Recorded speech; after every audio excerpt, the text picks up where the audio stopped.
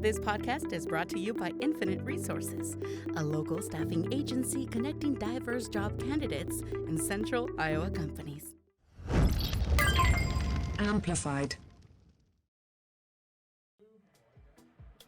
Okay, I want to hear that music.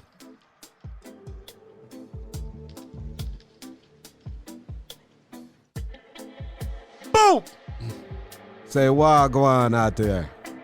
In the social media world, this is Dr. Negus and Hotep coming with another episode of Babylon Makes the Rules. Before we get started, we want to first and foremost give a shout out to our sponsors, Infinite Resources, and Amplified DSM, right here in the heart of the belly of the beast, better known as Babylon, Des Moines, Iowa. We have a guest today, a young man that I came to connect with and saw light flashing in my face, so I didn't get blinded, so I had to put my sunshades on. This brother's name is Gerald C. Brown Jr. Why don't you introduce yourself, sir? Thank you, Dr. Negus. Pleasure to be here. Closer. Get close to you. All right, we got to adjust the mic a little bit. But thank you for having me. It's truly a pleasure to be here, to be able to talk with you today. I'm coming just as a man to share my knowledge and to share my insights, and I hope that what I bring to the table is practical and useful. I believe that there's power in the word. Yes. There's also power in thinking and reading, power in our stories that we tell. And so it's important what stories we tell and how we tell them. And that's powerful. I know I met Gerald about 12, 13 weeks ago.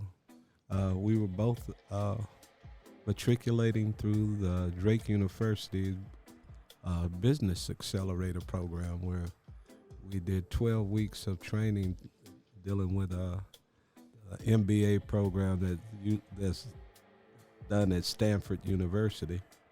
And we got to talk to one another, and I said, well, man, I invite you on the show. Why don't you tell us a little something about what you do, what you like to do? Thank you. Well, I'm getting boring in my age, but there was, once upon a time I was in the military as an Air Force. I did that for 8 years. Then I did government contracting overseas for another 8 years.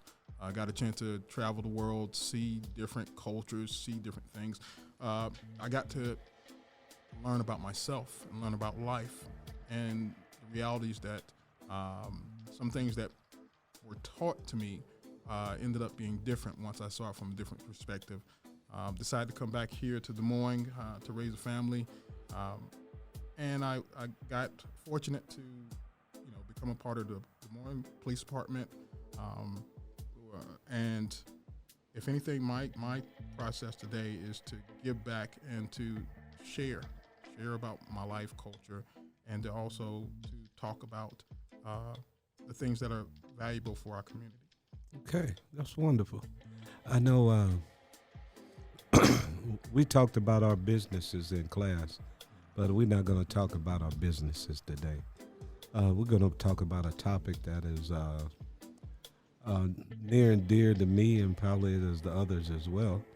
It's about noticing that a lot of African Americans, Afro-Caribbeans, and Africans of the diaspora in 2019 had a welcome from the president of Ghana for a reclamation of the children of the African diaspora to come back to Ghana. And you told me about the experience of yourself. Would you like to enlighten us about what happened, how you went through what you went through? Sure.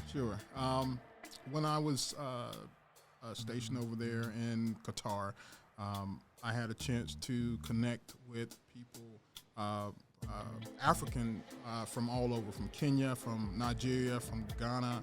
I dated, in fact, a Ghanaian woman, and so I got thrown, head first into the difference of our cultures and having to learn that we were different. When I looked at them, they were Kenyan, and they could tell me what Kenyan meant. They could tell me what, being African meant. I could not tell them what African American meant.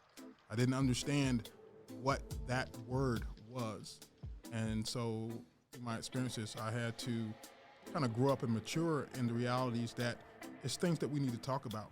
It's things that we need to discuss in our lives, telling our story of who we are, and seeing, I guess, closing the bridge between us, from Africans to African Americans, closing that bridge through communication.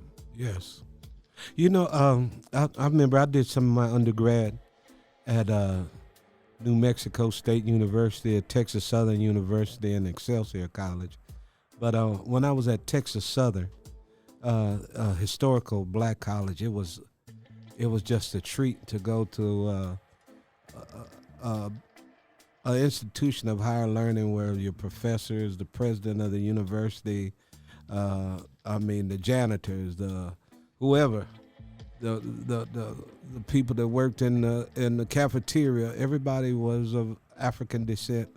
A lot of people from the West Indies, people from South America, but everybody was black. And it was cool. I was like, man. I remember some of my locals that I knew back in Houston, they would always say, man, why you always hang out around the Africans? Why you don't hang out with the people from the Caribbean? Why? I said, man, I already know y'all from Fifth Ward. I know who you are, you know. But I want to talk to somebody that has a different experience that can enlighten me to how things are and where they come from. Well, I key off to what you're saying in the sense that I know with my experience, it was not having to be a black person. It was just being a person.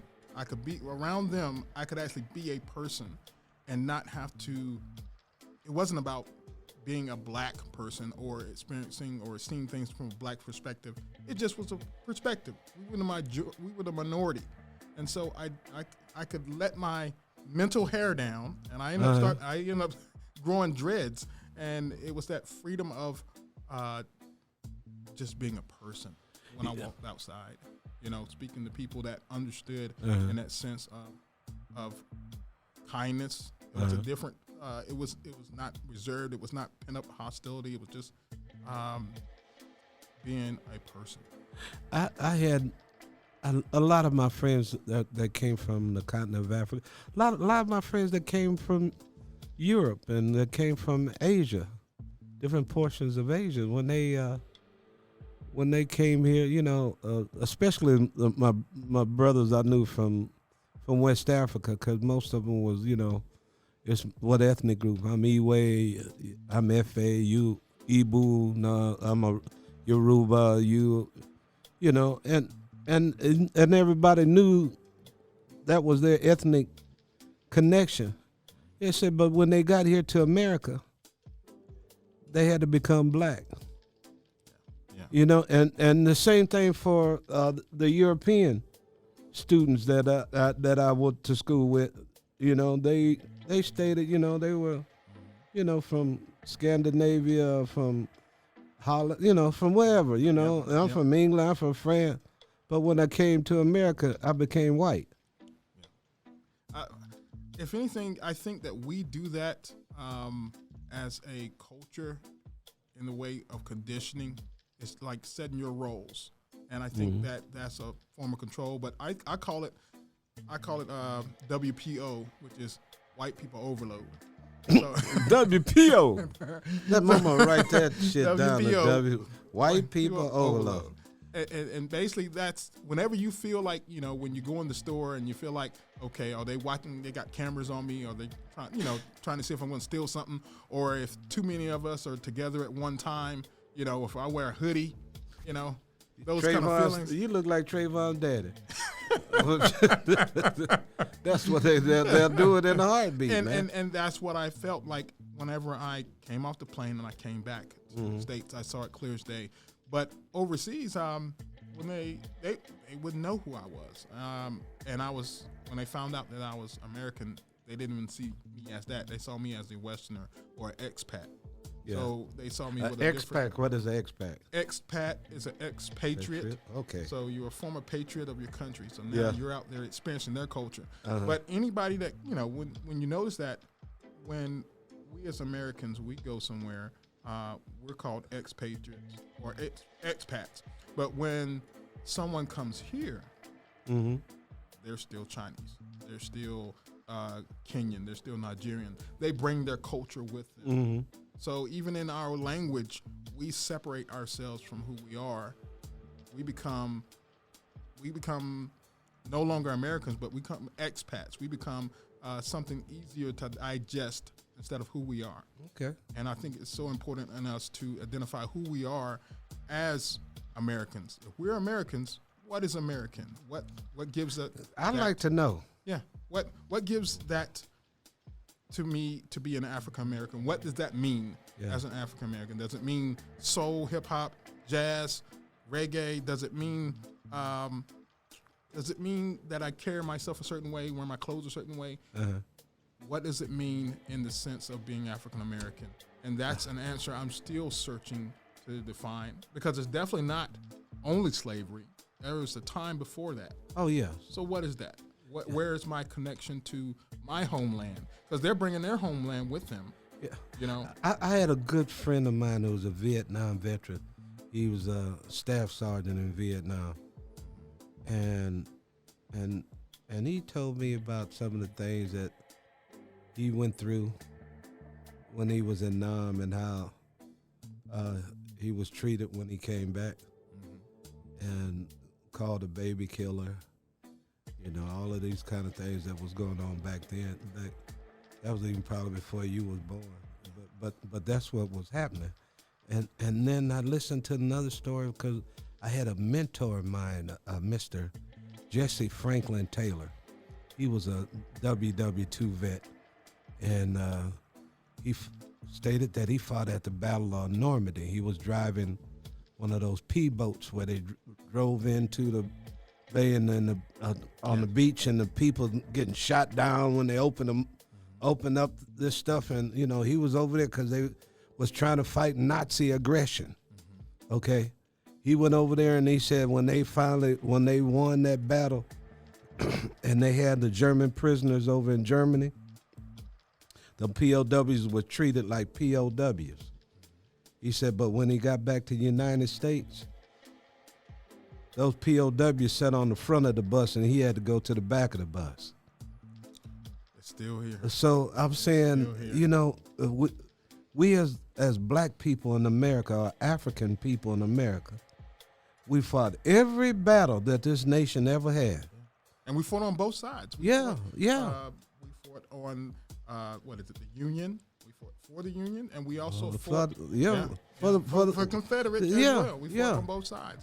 But we were there, and we're just as much a part of American culture as America. We're the ones that helped build this nation. But at the same time, we mentioned this earlier, I think it's all about the stories, and the stories that we tell ourselves, the stories that society tells us. And I think that that's a controlling point in our society. One thing I saw particularly with how we as expats feel when we travel, especially to Ghana. We feel that when we travel to Ghana, it can feel at times that that we aren't black, that our blackness isn't even thought about when we're traveling to those different countries, and it's a feeling of empowerment. But here, I think we don't necessarily have that feeling of empowerment. We don't have that feeling of abundance. We have that feeling of servitude. Like somebody owe us something, or we owe them something. Yeah. And I think that that's in the stories that are told to us about our history. Now, since you said that about the stories that are told to us about our history, I remember back in 1982 or 1983, a brother named Haile Garima, an Ethiopian journalist and movie producer, he created a movie called Sankofa. And the movie Sankofa, the way it started, it was showing a black sister with a blonde wig on the beach on the coast of in Ghana, and in front of a slave castle, and they're taking pictures, and she's rolling all on the ground, and here comes this African brother in looking like a priest or a shaman with a staff, and he hollers, Sankofa! Sankofa! Return to your roots. Wow. And she runs and scared and all the rest of this, and the show goes on, and then she goes into the dungeons where they had our ancestors chained up, and in the movie, all of a sudden, all the lights in the room went black, and then the lights came back on, torches on the wall, and people was chained up. Wow. And she was tripping. Then like she went back in time and like, I said, wow. Man, that was that's trippy. That's deep right there. Have you seen the movie? I think I've seen that movie. No, the one I seen was, I think I seen Virgin, kind of like that, but it was Charleston Heston. Oh no, this is Soul Brother from Ethiopia, Haile Garima, graduate from Howard University. No, he it's a whole nother flavor because it's Afrocentric all the way. You know, no, Charlton Heston, he lied about being Moses, so we know we don't want to hear that story again. He was Ben-Hur, he was, he's everything. Yeah. Well, it's because you said that we was talking about Ghana, and your travels to Ghana. I see recently a lot of people have been moving to Ghana. I even heard Stevie Wonder told him he was ready to get the hell up out of the United States and repatriate and move to Ghana. Could you tell me some of your experience? Well, one of the experiences I have both positive and negative experiences from just being there and seeing the country for myself. I think one of the biggest things that I noticed was Ghana lacked many of Western conveniences, such as basic road infrastructure, sidewalks, and online shopping. Their malls, carried the same items that you can find a street peddler carrying, down the road. And the houses didn't have names or addresses, so it was difficult to get stuff mailed to you, packages mailed, or get, or tell somebody even where your address was if you were riding a taxi, I think that what I saw with the people, the culture gap was different, and there was a disconnect in the sense that African Americans can find it difficult to fit in with African culture. Some of the traditions that they have, they're culturally different from us. So we're trying to explain to them. Please, let me give an example. We're trying to explain to them about, say, 50 Cent, and they're trying to tell us about 50 Cent. You talking about Creflo Dollar's half brother? Brother 50 Cent. 50 Cent. Ja Rule. Okay, you talking about that 50 cents or 50 cents? 50 cents in your pocket. Yep, and they're talking to us about or I'm having conversations with Ghanaians that are talking about their culture, and I saw that there was so many things about their culture and their heroes that I didn't know about. So we're trying to connect, but it was difficult to find a connection until I was able to kind of open my mind and see things from their perspective, to see the beauty, to see the freshness, the wholesomeness, to see the loving and the giving. One negative aspect that I saw was that Ghanaians were kind of modest in the sense that they don't want to ask for something. They'll help you, and they'll expect that you'll give them a gift or pay them back. But they're assuming that you're going to give them a gift or give them something. And many times when I got help, it was like, okay, thank you, I appreciate it.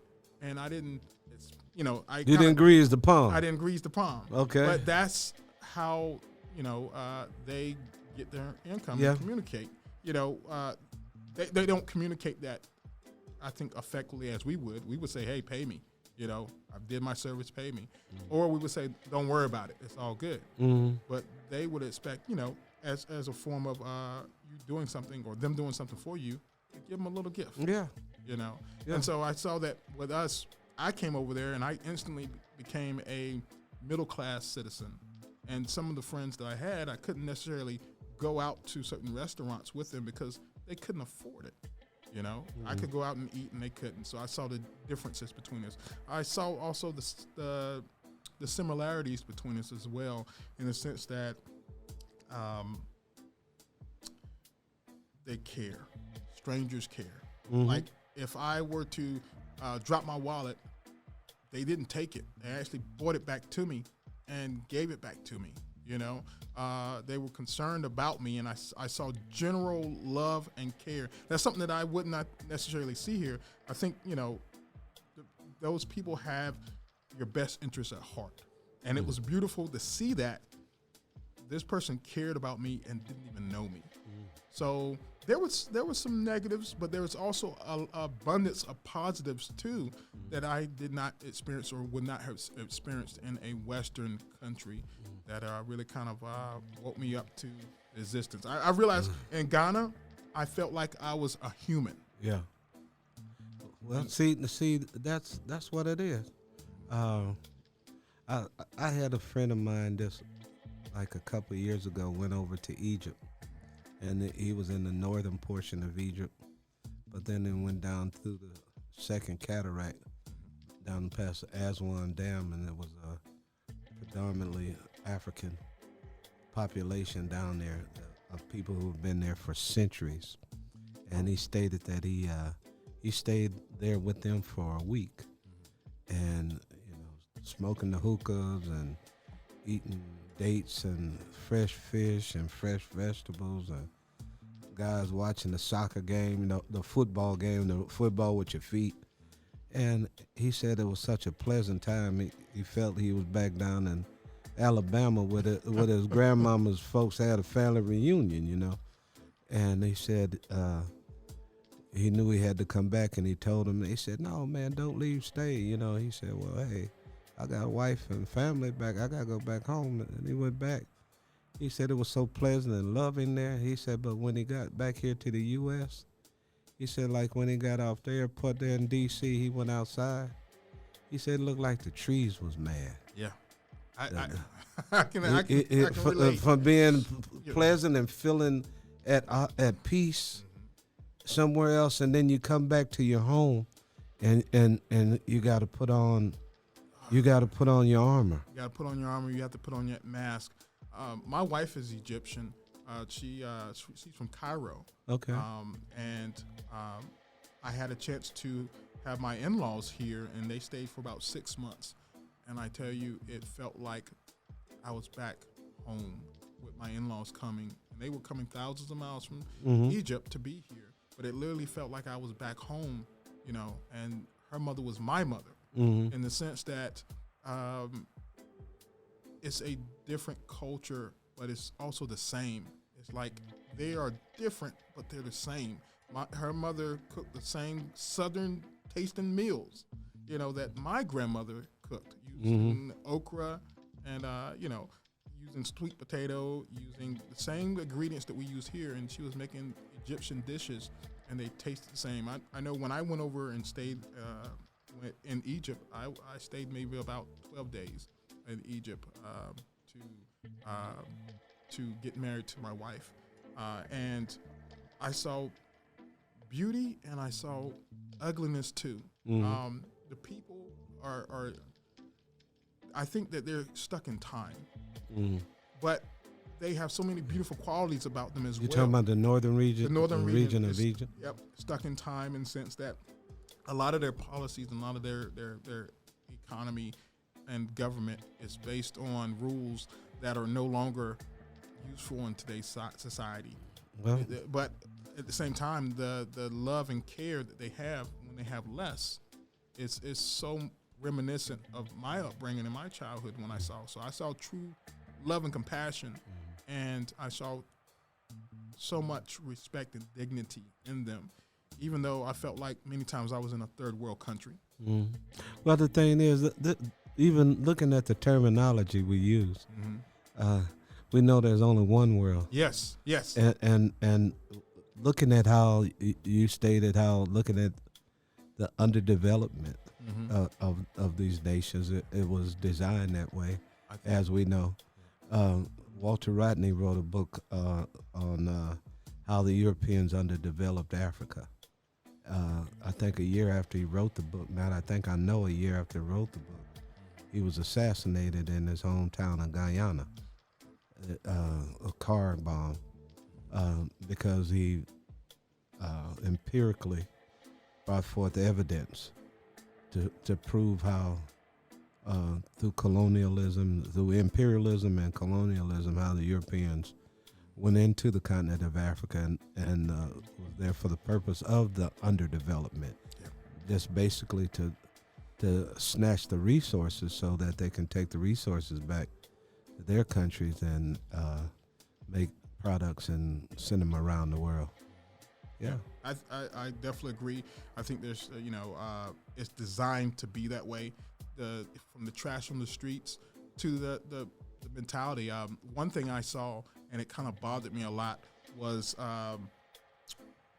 the going over there and visiting these African nations. I saw colonialism kind of impregnated into a lot of their traditions. Yeah. Like I would see statues, and I would see statues with Africans with white wigs on them.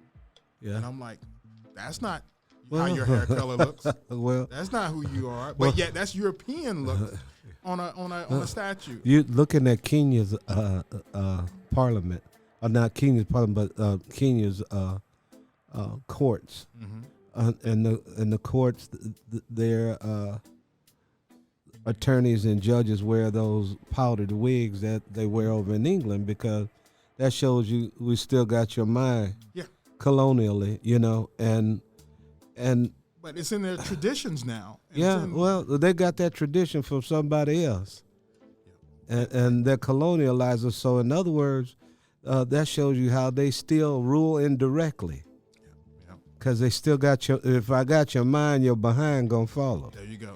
And so when I look at the power of stories, and that's one point that we got on earlier, but I would like to get back to, is the power of stories, even through oppression and fighting, and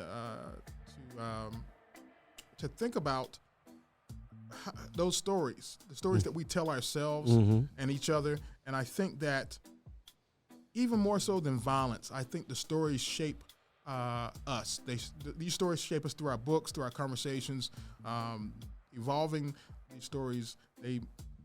I believe that they can minimize suffering in our world, but I think these stories also cause so much suffering in our world.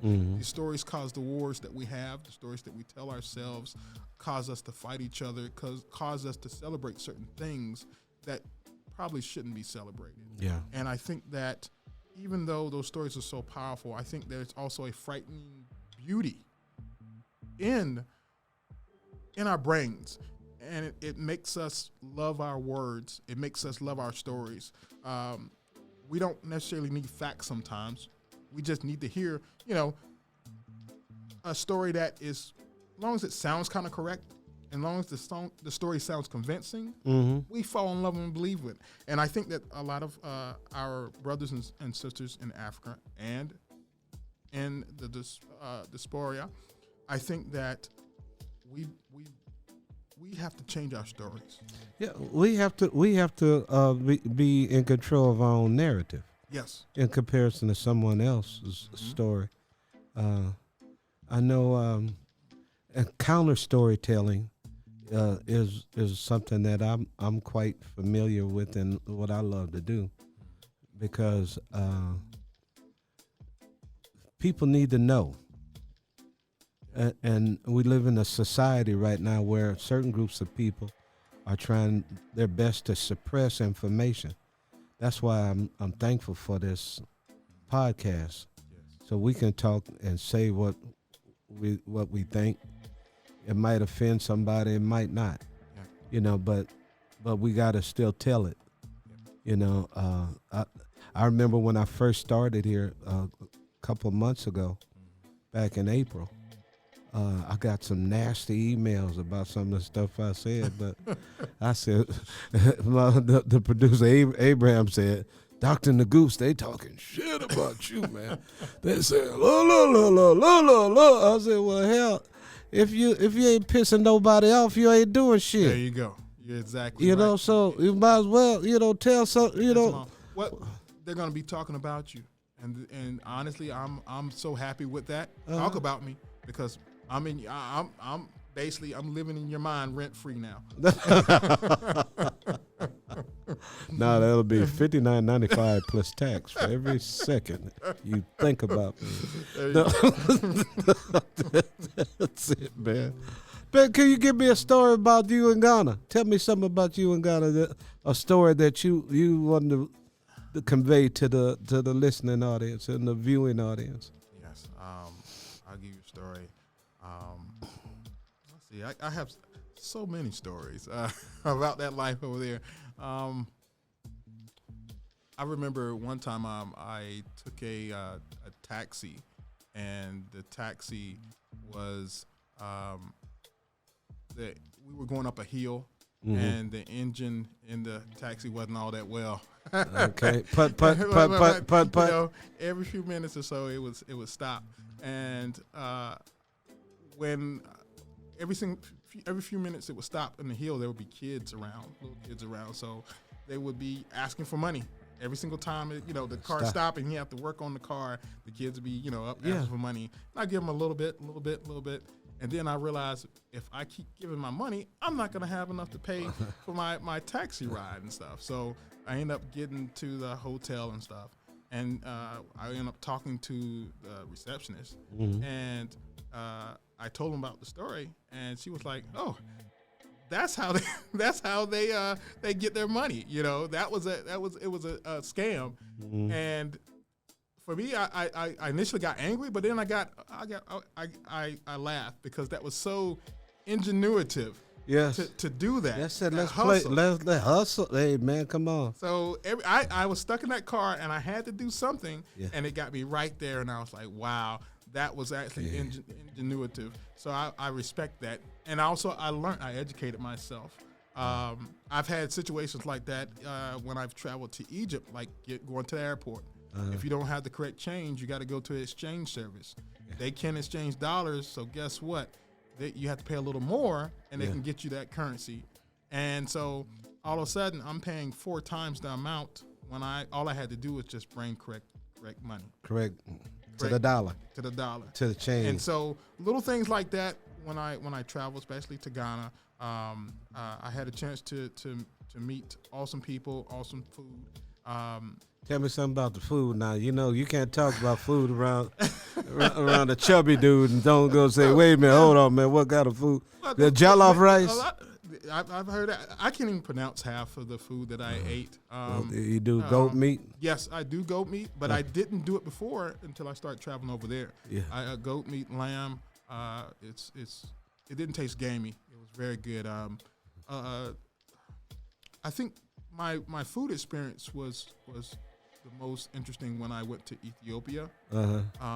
It seemed like when I've had a chance to travel to Dubai, met a lot of Ethiopians, and so when I went to Ethiopia, it was awesome in the sense that the women, for one thing, all looked like Beyonce. All of them. Beautiful sisters. Beautiful sisters look like Beyonce. They had a dance where they swing their necks and shake their shoulders. And when they swing that neck, I'm thinking their hair's gonna fall off. And they can rock that neck too. And they can rock that neck. Yeah, that dance is crazy. Yeah, and they wear the dresses. I've been there for the New Year's, the traditional New Year's. In September. Yes, and had September. What's called Meshkarim Astramit. Yes. That Meshkarim means September. That New Year day. And it's beautiful. I had a chance to eat the bread injera, and then also the coffee, and the teas and stuff, and it was wonderful. I enjoyed it. That bread is wonderful. Off the chain. It's off the chain. And man, I know when I was at Texas Southern, I had a mentor who was my geography professor, Dr. Michael Wada Akalu, and he was from Ethiopia. Got his PhD at UCLA, and he took me. I had opportunity. Because he knew I was so inquisitive about Ethiopia, he invited me to his son's wedding, and man, I saw them. They had it decked out, brother. Yes, they had a whole goat roasted, standing up, right, sitting right in the middle of the daggone table. It's an entire day experience. Oh man, I've had a chance to go through a couple weddings, and it's definitely sometimes 2 or 3 day experience. Yeah, and the dresses that they wear, wow. Yeah, man. It's like that's beautiful. The dude told me that for the first week before the wedding, he paid men to go to his wife's house and sing at the window, serenade her for a whole damn week. for man, come on, man. He serenaded her for a whole week, singing and throwing flowers to her at the window and all. So wait, who the hell is throwing flowers at my woman for a minute? Hold on, don't be, but that's what they did, and then the family would go, the wife's family, the groom would go to the wife's house and eat at their house, and they drink wine and eat. I did it with them. I drank that wine they called Tudge. It's made out of honey. Mm-hmm. Yeah, I've had that before. It's good. That honey wine. Then we left there and went over to the other house, to the male's house, and ate over there and did it. And then they rest for a couple while. Then they go back to church and do the same thing all over again. And the most beautiful thing that I saw over there was even more than the people. It was the conversations. I never thought that I would be talking geopolitical, conversations with someone that I used to think that was waiting for, 10 cents a day can save this person. Oh, watching that bullshit they show you on TV. And it really rewrote my whole idea of culture, of intelligence. Many of the folks that I spoke to went to the British universities and were very educated, but also came back home, educated their family, were teachers, were scientists, were educators themselves, and could have conversations on a geopolitical level. What I saw most of all was the reality of how outside nations saw them, and that really kind of bothered me in the sense that many nations don't pay attention. Whenever you see, say, an African nation speak at the, UN, you see nobody in the room. Yeah, they get up and leave. You see nobody in the room. But as soon as somebody come out, like, for Ukraine or come out for Israel, everybody's there because that's the top story. But I think that we as a people need to change the narrative and change the story, because there's so much going on in Africa that they're not showing, that they don't talk about in the news, they don't talk about in media, that is up and coming, if not ahead of its time. There's so many intelligent people there, and a lot of times the difference is maybe they don't have the financial resources to do the same things that we can do. But it's not for the lack of them not having the knowledge to be able to do it. That's why Africa's reawakening. Africa's awakening. I believe it. And even to the point where young people are ready for some of these old folks to die out because of, like you was talking about, geopolitical systems, the political systems in Africa, how in the past, just like you said, they're still connected to the colonialists. And we see something recently happen in Burkina Faso, where there was a overthrow of the government, and a new leader, a junta went in, and they came in, and new leader, and they are non-aligned, just like what happened in that same country 20, 30 years ago when Thomas Sankara, who came in and became the president of formerly Upper Volta, but they changed the name to Burkina Faso. And some of the multinational corporations had something to do with his demise. You know, they got him out of here because he was not aligned with the West or the East. And they said, "Oh no, the hell with you. Because there's so much uranium in that area and plutonium in that area. Like Burkina Faso, we look at Niger, you know, because both of them are French colonies. And I see that there's a new leadership that's coming up, and some of the young people, a lot of the young people, if they become educated to the fact that they're being miseducated.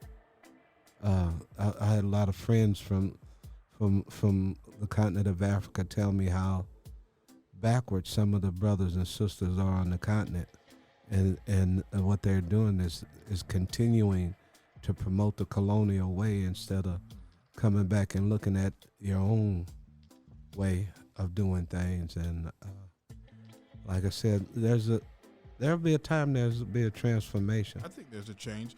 But I also think that a lot of other nations do not want Africa to get too big. And the reason why, I mean, look at China. China's coming over there right now, and they're coming through Africa. They're buying up stuff. They're building roads. They're building roads. They're building buildings. But also you have to look at it in an economic sense. They're doing the same thing that we do, which is come in, provide money, but it's a loan. So now you have to pay off that loan. And if you don't pay off that loan, guess what? We own that now. Well, and so they're coming in and buying up land, not necessarily by buying it themselves, but by loaning, Africans the resources, and then they can't pay for the resources. Check this out. I saw something on an article right before I got up in here, man. Mark Cuban, former Utah Jazz. I think. No, Dallas Mavericks. Dallas Mavericks. And he's on Shark Tank now. He's got $1 billion investment in the Congo right now. Cause carbon. Mm-hmm.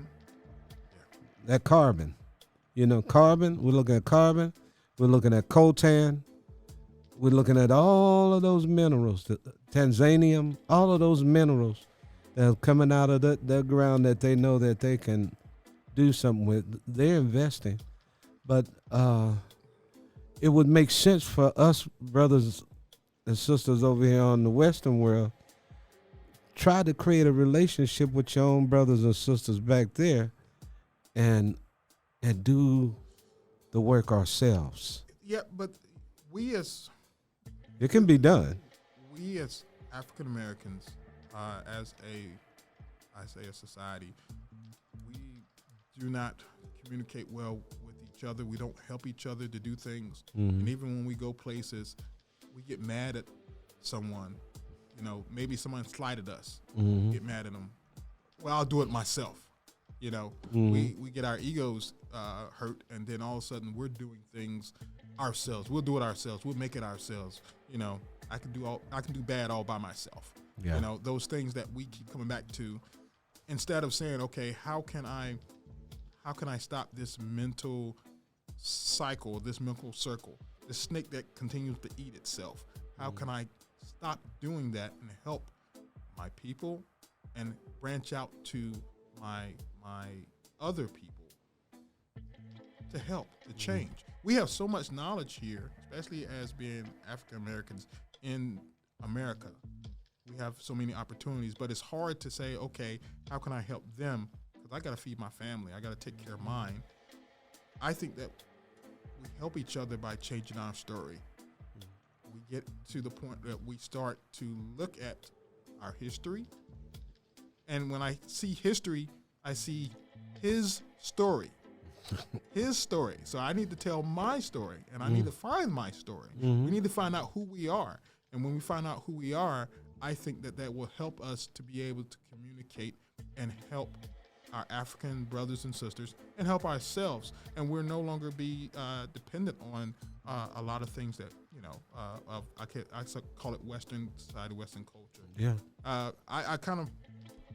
A lot of people get on the Malcolm X and Martin Luther King debate, and I see knowledge in both ideas. Mm-hmm. I see that sometimes as men, we have to be nurturing and caring. We have to see that feminine side in us to be nurturing and caring, but also we have to be that masculine side and say, you know what, I'm gonna go after mine. But I no longer think it's just mine. I think that I have a responsibility to create something for all of us. You know what? I look at the Frankfurt School of Thought and how they represent things to make you say, I got to be either this one or that one. I like this one, I got to hate the other one. I look at the three at the turn of the 20th century with W.E.B. Du Bois, Booker T. Washington, and Marcus Garvey. And all three of them had an idea. And all three of them's idea was great. But the society makes you have to accept one and hate the others. You know, instead of loving all that what your people are doing anyhow, you know, we should just, you know, if I know my whole family was Martin Luther King. They didn't tell us nothing about no Malcolm. You know, but when I got hold of Malcolm, I said, "Oh shit, yes, that's what I like." When I got hold of that Malcolm, sounds good. When I got my son is named Malcolm. Okay, now all right. I had to name my son after him. When I got a hold of Malcolm, what is it? What's that speech he did? Bullets over the Ballad of the Bullets. Ballad of the Bullets. Ballad of the Bullets. Wow. And just thinking, I realized, wait a minute. What am I missing? Yeah. What was I not told about? There's more than one side of the story, ain't it? But this is wild. Yeah. But, you know, brother Gerald, we've been at this thing for a minute. I want you to tell these folks some of the things that before we sign off, because we've been at it here for a little bit, chopping it up. I want you to let them know something about your business as well. If you tell folks about who you are, what you do, and how they can contact you. Yep. Well, thank you. My business is your business. Yes, my business. My business. My business. Yes. Okay, my business, not your business. Go ahead. Well, I have a couple of businesses that I'm doing, but one particularly I will say I mentioned today is Androgyny Studios. Androgyny Studios, we're a drone photography studio, innovation and visual excellence in commercial real estate. Basically what we do is we do photography, videography, we do Matterport 3D tours of commercial properties in the Des Moines area and in Iowa. We use drones, we use typical photography cameras and stuff to get that shot. Mm-hmm. I could be reached at my email is going to be androgynystudios@gmail.com, and then also you can check out my website at www.androgynystudios@wordpress.com. I'm sorry, androgynystudios2021.wordpress.com. Spell it for us so that now they spell androgyny. Androgyny. Okay. All right. Come on now. Androgyny Studios is going to be ANDROGYNESTUDIOS 2010.wordpress.com. Now, y'all get that, mark that down, and stay in touch, because y'all know I know some of y'all do need his services. So reach out to Brother Brown. Yep. And I also do illustration as well. I'm an illustrator, artist by trade, and I can do portraits. I can also do basically any type of illustration, digital work as well. And check out my website, and you can see my portfolio as well. That sounds great, man. I appreciate you, brother. It's good to see you. And everybody out here in social media world, this is Dr. Negus Imhotep with my guest, Gerald C. Brown Jr. from Androgyny Studios. Check him out. We hope that everybody have a happy whatever day that you celebrate, Hanukkah, Christmas, I'm a Kwanzaa man, so we gonna Kwanzaa our way into the new year. Hey, everybody, y'all be cool out there. Have a great day. Bye now.